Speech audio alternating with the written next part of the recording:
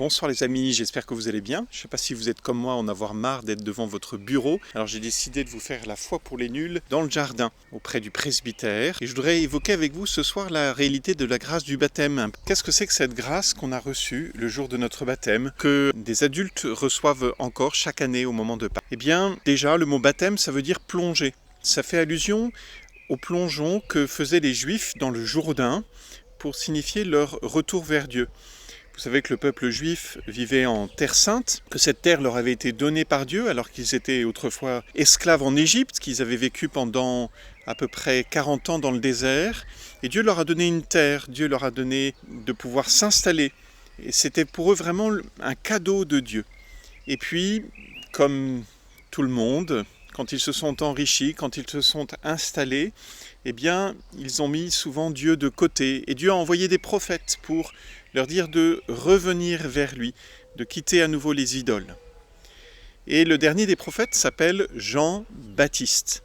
Et il s'appelle Jean-Baptiste parce qu'il va proposer aux Juifs de faire un acte symbolique très important. Il va leur proposer de revenir auprès du Jourdain.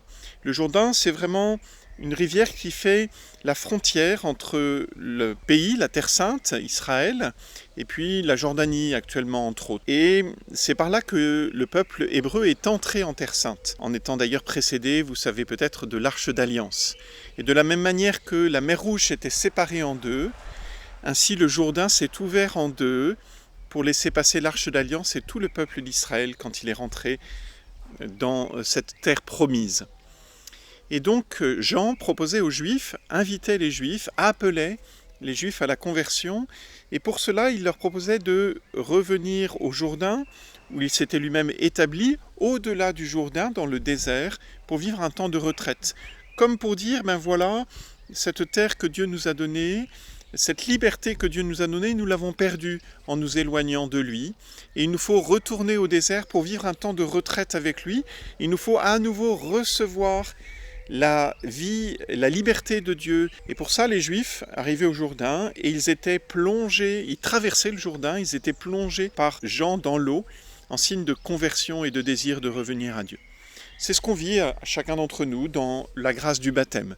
Vous savez que nous-mêmes, pour vivre le baptême, nous allons justement recevoir soit de l'eau sur nous, soit être littéralement plongés dans une piscine, ou pourquoi pas dans une rivière, pour vivre manifester aussi cette démarche de conversion, de retour vers Dieu. Alors c'est vrai, un enfant tout petit, d'une certaine manière, il n'a pas eu le temps de s'éloigner de Dieu, et encore, il est marqué par ce qu'on appelle le péché originel. Cette faute de nos premiers parents qui fait que tout homme, vous et moi, depuis le jour de sa naissance, est marqué par la réalité du mal et du péché. Et puis, tout au long de notre vie, nous nous éloignons à nouveau de Dieu et par le sacrement du pardon, c'est comme un nouveau baptême. Nous revenons vers le Seigneur et nous demandons à nouveau à Dieu de venir nous pardonner, de nous redonner la liberté que nous perdons à chaque fois que nous nous éloignons de lui. Donc le baptême, c'est d'abord ça, une démarche de conversion. Mais plus encore, le baptême, ça va être aussi une démarche pour manifester notre désir de suivre le Christ, notre désir de ne faire qu'un avec le Christ, notre désir d'être sauvé par le Christ.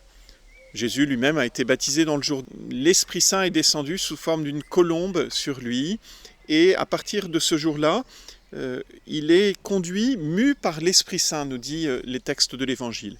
Eh bien, chacun d'entre nous, être chrétien, c'est être disciple du Christ, c'est être rempli de son esprit. C'est sûr, c'est chercher à vivre selon son amour, mais plus précisément, c'est chercher à vivre sous la motion de l'Esprit Saint, sous la conduite de l'Esprit Saint. C'est comme si on était, pour reprendre l'image de l'eau, emporté par le torrent de l'amour de Dieu. Alors, quand on parle de l'Esprit Saint, on va parler de l'image du souffle, d'un souffle qui nous pousse, comme il peut pousser les voiles d'un bateau. Entendons bien ce que c'est que la vie chrétienne, c'est vivre sous l'action de l'Esprit Saint comme Jésus lui-même. Alors, le jour de votre baptême, vous avez reçu en vous une grâce forte et puissante. Bien sûr, vous vous êtes convertis, bien sûr, vous avez manifesté votre désir de suivre le Christ, mais plus encore, le Christ a mis en vous son Esprit Saint. Il a fait même de vous sa demeure, son temple. Il a même mis en vous quelque chose de lui. sa vie divine, de manière à ce que notre vie tout ordinaire, notre vie de tous les jours, en famille, au travail, seul, soit une vie sous la conduite de l'Esprit. Et l'Esprit de Dieu, vous le savez, est un esprit d'amour, un esprit de liberté, un esprit de vérité. Alors, nous qui sommes bien limités en amour, nous qui sommes bien limités dans la connaissance des choses, nous qui sommes bien limités aussi souvent dans la capacité à nous ouvrir aux autres, à pardonner par exemple. Soyons sûrs que nous pouvons nous appuyer sur cette grâce du baptême, recevoir l'Esprit Saint qui va nous pousser sur le chemin de la charité, qui va nous aider à grandir dans la vérité. Voilà ce que c'est que la grâce du baptême. Je vous invite à chercher vraiment à en vivre tous les jours et pourquoi pas, en recevant le sacrement du pardon, à renouveler en vous cette grâce du baptême. Bonne soirée à chacun d'entre vous.